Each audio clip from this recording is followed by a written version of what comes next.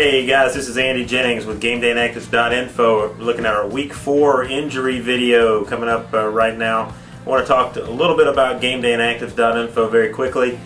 This is a place where you can go on the web to get the inactive list for all 32 NFL teams about an hour to an hour and a half before kickoff every single week. It's the greatest site for fantasy football players. There's tons of sites out there, we know that. It's got just pages and pages and pages of info, and they talk about who missed practice, who's in the training room this week. Doesn't matter. None of that matters until Sunday morning when you're trying to put your lineup together. You want to know who's playing and who's not. It's just that simple. So GameDayInactives.info, that's our tagline: no fuss, no fluff, just the final word. We'll give you the final word on all these players that are game time decisions and have been banged up all week, 90 minutes to 60 minutes before kickoff, so you've got plenty of time to go online, change your lineup, or call your fantasy football commissioner and change your lineup, and that's all there is to it. This is where you want to go. It is $9.95 for the entire season. Can't beat that deal. If you just need it for 1 week, maybe your stud running back's banged up this week and you don't want to invest the whole $9.95, you can do it for $2.95 and just get this week's information. So it's the greatest fantasy football site out there when you're talking about injuries and who's playing and who's not. GameDayInactives.info. Go there right now and check it out. But listen to my Week 4 report before you leave.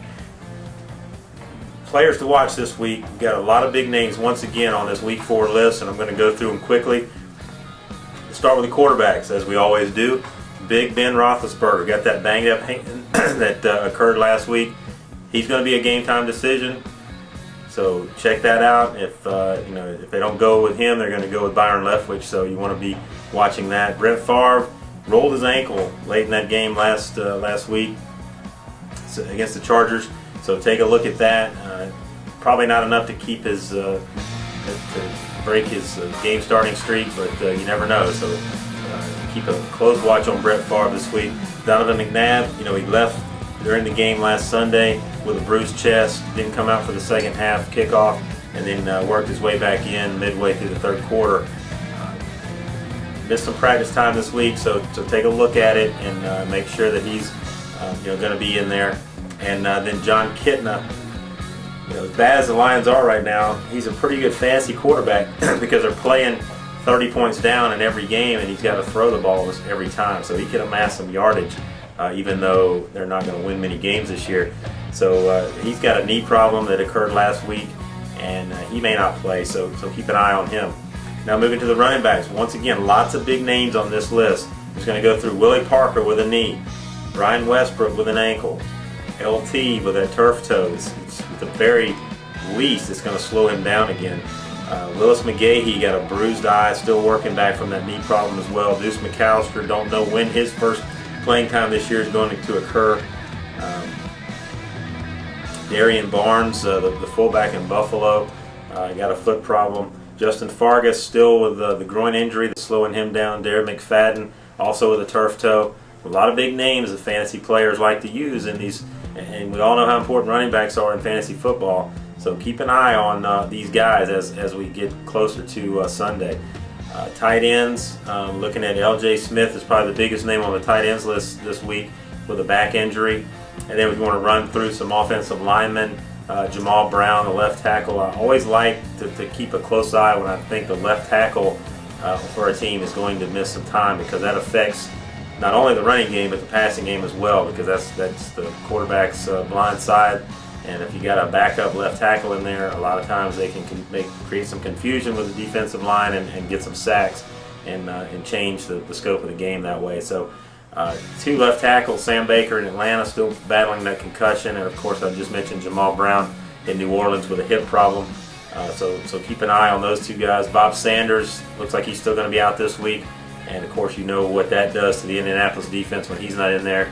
Patrick Surtain, the cornerback over in Kansas City, probably not going to be back from that shoulder injury this week. Chris Jenkins with the Jets got a back problem. Al Harris, really good cornerback with the Packers, some internal issues with his spleen.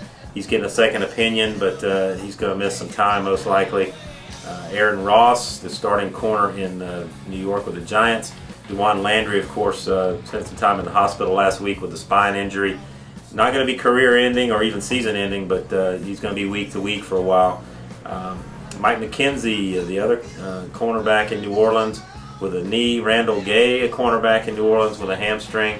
And Aaron Glenn, another cornerback in New Orleans, he's got an ankle problem. So they don't have a lot of depth there in the defensive backfield to start with in New Orleans. And there's your top three guys that are possibly going to miss some time. So think about that as you make your fantasy football lineups, and also if you're laying anything down on these games, you need to know that the cornerbacks for New Orleans may not be in there. And the last name on the list, Minnesota safety Nadu Williams, with a neck problem. That's probably going to make him very, very questionable for this week. So there you have it, a long list once again of key players that could affect fantasy play and outcome of these NFL games this week. So, with that kind of names on this list, there's no reason why you shouldn't get GameDayInActives.info and make sure that you've got the final information on Sunday morning. Once again, you just go to GameDayInActives.info. It's a very quick and easy subscription sign-up process. It's only going to cost you $9.95 for the entire season, and if you just need it for this week's information, only $2.95. So there it is, GameDayInActives.info. You want to make sure you go there right now and sign up, and you'll be set for the entire rest of the season. And if you have any questions, there's a link there where you can email us, and we'll make sure that you've got all the information about the site and what you're getting for the $9.95 or the $2.95. So again, GameDayInActives.info. Go there right now, sign up. Have a great week 4, and we'll talk to you next week.